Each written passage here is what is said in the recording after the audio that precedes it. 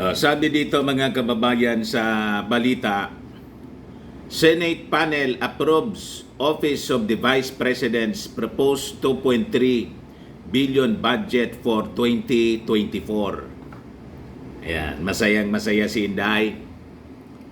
Di ano niya Mr. Maravillas yung masasabi mo dyan? Wala na po ako masabi. Di na lang po ako mag-comment para hindi na sumama yung loob ng mga DDS. Di ba? Para masaya na lang yung mga DDS po. Masamang masama na yung tingin sa akin. Ikaw niya Mr. Maravillas, ayaw mo kasing tantanan si Inday. Hindi man po, nagkikwento lang po ako ng pwedeng makatulong sa ating bayan. But before kong ibigay sa inyo yung kwento sa approval ng budget ng Office of the Vice President, click subscribe muna dito sa ating YouTube channel and hit the notification bell para lagi kayong updated sa mga kaganapan dito sa ating bansa. Like and share na rin po ninyo ng ating video para marami yung makapanood. Huwag na rin po ninyo mga kababayan na skip yung ating mga commercial ads para tuloy-tuloy ang pag-unlad ng bagong Pilipinas. Ayos pa? Tuwang-tuwa si Inday kasi kasama sa inapprove ng Senado yung 500 million niyang confidential funds. Lahat daw kasi ng operations ng Office of the Vice President ginagamitan niya ng confidential fund. Ayos? Grabe naman niya Mr. Maravillas kung lahat ng galaw ng Office of the Vice President ginagamitan ng confidential fund. Yan ang kwento niya eh. No comment ako nga eh. Yan yung sagot niya. Basahin ko sa inyo yung balita. Yan yung sabi po niya. So sabi dito, Vice President Sara Duterte, who leads the OBP, physically attended the deliberation on the proposed budget for her office. The deliberation lasted for about an hour and a half. Medyo matagal-tagal ng konti kaysa doon sa Kongreso.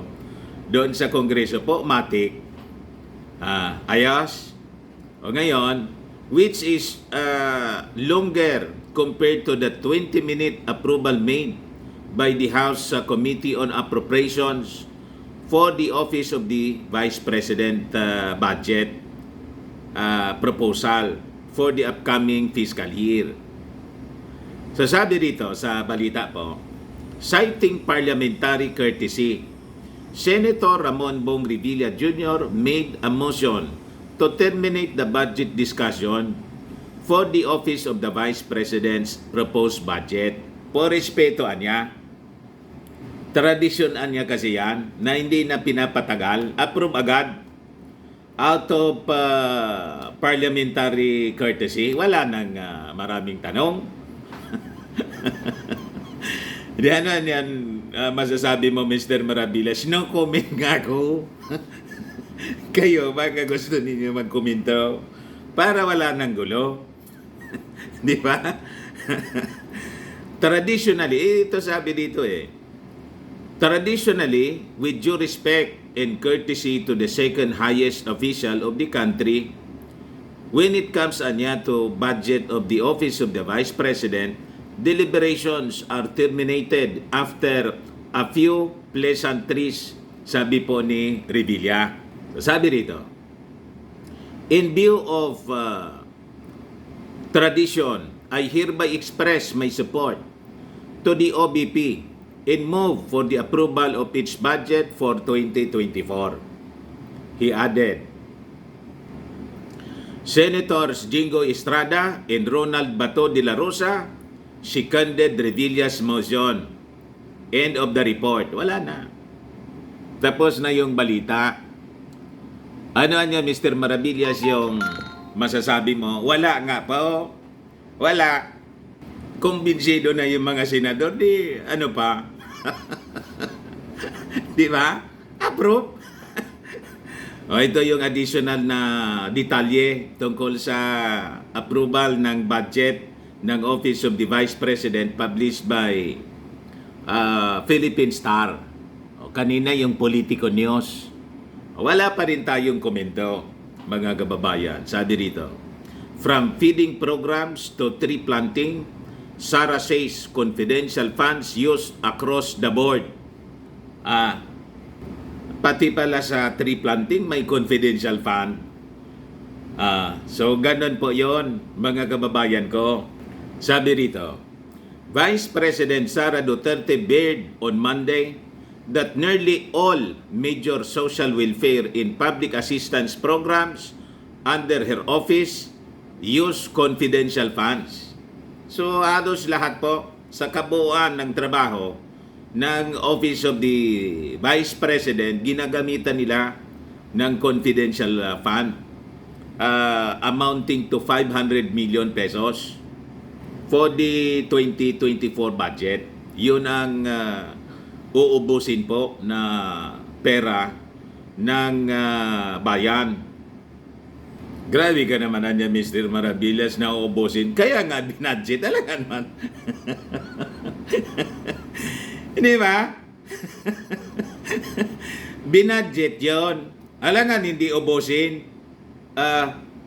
Siyempre, gagamitin yon, mga kababayan. Kasi kung hindi man gagamitin yung 500 million, ano't nag-budget ka ng 500 million? Siyempre, may paggagamitan po yon. Di ba?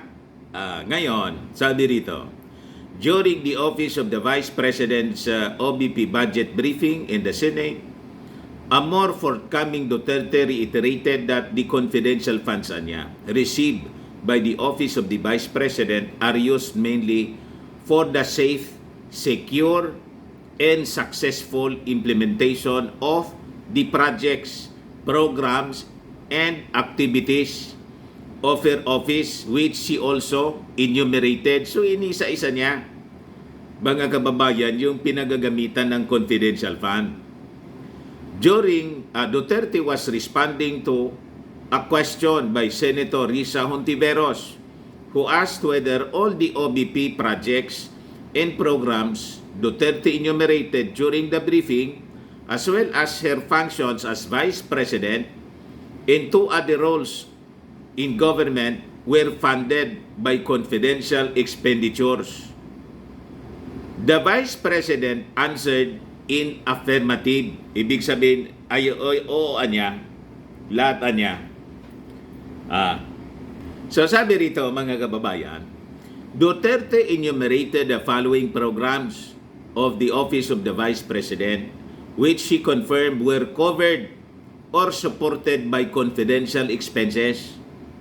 Some of these, such as the Libreng Sakay and tree planting programs, are the OBP's flagship public assistance project that were launched early into Duterte's term in 2022. So yung Libreng Sakay and tree planting programs po, may ginagamitan po ng confidential fund. Bakit naman niya, Mr. Marabillas, anong may problema dyan sa Libreng Sakay and tree planting na kailangan gamitan ng confidential fund? Yun ang sabi po ni Inday. Siya yung nakakaalam, confidential nga po eh. Di ba? Huwag makulit.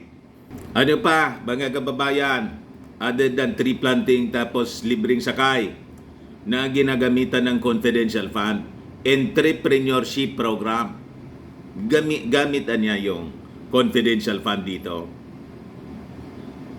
Peace building in communities,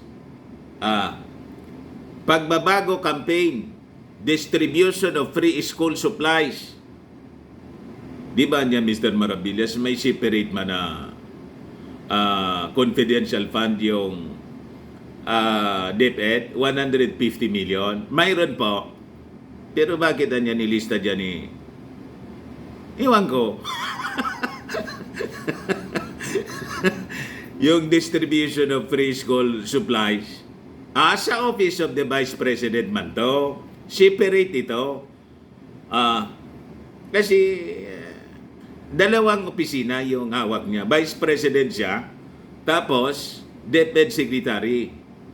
Yung OBP, may 500 million confidential fund. Ginagamit po dito. Plus yung 150 million, sa DepEd naman yon. Baka ginagamit din dito, hindi natin alam kasi confidential nga po. Confidential fund. Basta across the board yan po, sabi ni BP Inday. Pagbabago, 1 million learners and 3 planting. Yung nabanggit natin kanina, naulit lang dito sa lista. Pansarap program. Feeding program po ito, pansarap. May kasamang magic sarap siguro po ito. Sabi man niya, Mr.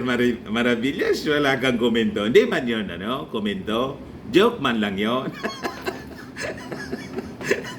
Di ba? Hindi ako magkukomento. Basta ibigay ko sa inyo yung balita. Kayo, baka gusto ninyo magkomento rito.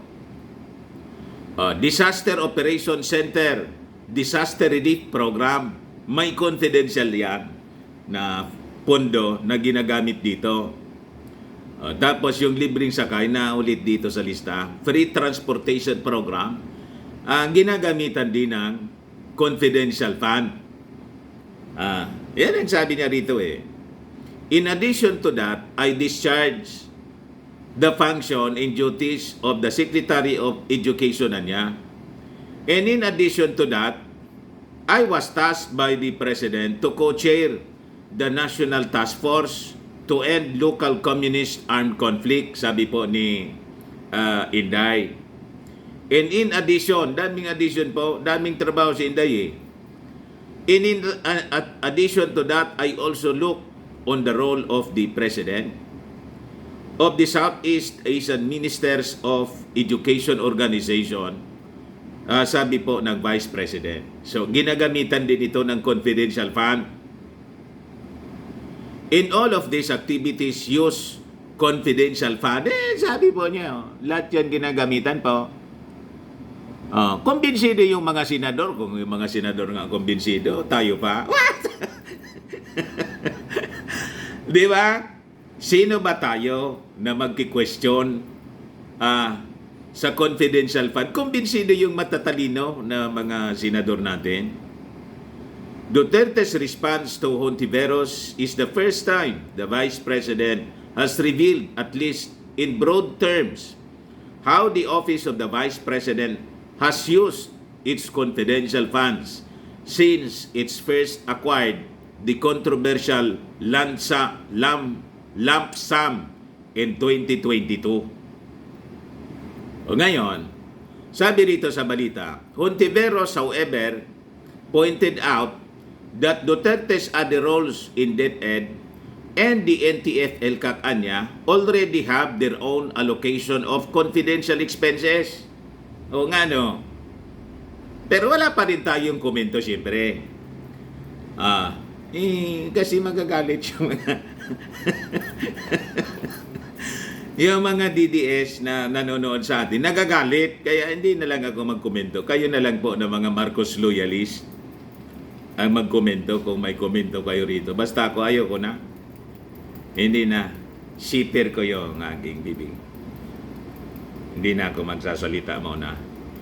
Magbabalita na lang muna po ako ng mga, kung ano yung nababasa nating balita, ibigay ko na lang po sa inyo. Sa inyong judgment na lang po. Di ba? Para walang gulo. Peace. Hontiveros also said that under the guidelines for confidential expenses, this can only be used for a limited range of purposes. Those, specifically,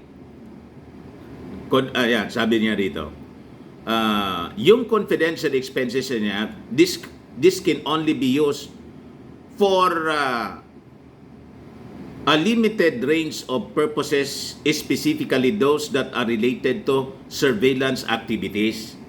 Magagalit nito yung mga DDS, mga kababayan, kasi sinusupla ni Ontiveros po si Inday. Sabi ni Ontiveros po, 2015 joint secular anya covering the use of confidential and intelligence funds limits the use of confidential expenses to activities related to surveillance and information gathering. Siguro naman po, sa libreng sakay may surveillance din po siguro ginagawa doon before na magsagawa ng libreng sakay. Tingin niyo po, pati yung feeding, kailangan may surveillance muna sa feeding. Ayos? Niya sa tree plantingan niya, Mr. Maravillas. Ganun pa rin po. Before na mag-tree planting, may surveillance sa kung saan magsasagawa ng tree planting. Baka may mga kalaban doon. Di ba justified po? Ayos? So, in broad terms, anya, which activities enumerated in the joint circular are used by the Office of the Vice President with confidential expenses? Ontiveros asked in a mix of English and Filipino. Sagot ni Inday, mga kababayan, it varies, anya. Not all activities are the same for each day and each month. The liquidation report of the confidential funds, anya, includes the enumeration of the use of the Office of the Vice President. Duterte added that the Office of the Vice President, anya, submits a liquidation of the confidential funds and a list of activities. It was used for the offices of the Senate President, the House Speaker, and other concerned offices. So yun, mga kababayan, yung mga few questions na itinanong kay Inday. Then sabi nga natin kanina sa balita, out of respect, terminate na yung tanungan. Approve na niya. Kasi by tradition, parliamentary tradition na niya, wala nang pahirapan pa. Ayos? Approve? Ngayon, mga kababayan, idagdag ko na lang itong balita. Wala pa rin akong komento rito sa balitang ito. It is a separate story, pero related pa rin sa trabaho ni Inday. Kasi sa DepEd naman po ito. Sabi rito, mga kababayan, balita ito sa Politico News. Baka kasi pag hindi ko ibinigay ito sa inyo, isipin nyo, namimili lang tayo ng kwento. Di ba? O ngayon, ibigay ko na rito sa inyo. Kahit hindi ko ito ibigay sa inyo, mababasa rin naman ninyo. Kasi ibabalita ito ng mga nasa mainstream. Pero ako, wala akong komento, mga kababayan. Over 1 million students studying in makeshift temporary learning spaces. In other words, matindi yung shortfall, mga kababayan, sa mga classrooms. Walang masilungan yung mga napakaraming mga estudyante. Over 1 million. Sabi rito, more than 1 million students enrolled in public schools are studying in makeshifts in temporary learning spaces. According mismo ito sa pahayag ng Department of Education. Yung DepEd po, may 150 million na confidential fund. Yung budget ng under deliberation pa, yung budget ng DepEd, yung hinihingi ni Inday, around 969.9 billion. Pero yung binigay yata, 758.6 billion pesos man lang. So kasama na doon yung 150 million na confidential fund po. During a recent budget deliberation, Education Undersecretary Epimaco Densing said there are currently 165,000 classroom shortage in public schools. Napakarami po. Which will cost the government 420 billion pesos to 450 billion. So malaki-laki po. The priority right now is to address and ensure that we give classrooms to those areas where they have not experienced any classrooms at all.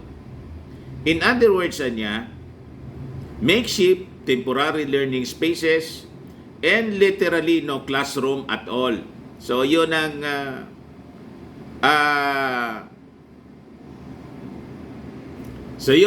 bibigyan ng priority, sabi ni Densing dito po sa balita. 1,400,000 students are being taught under those circumstances. Kawawa naman po ito mga mag-aaral sa public school. Densing noted that the population is growing by 1.8% per year, or an additional 2.1 million Filipinos.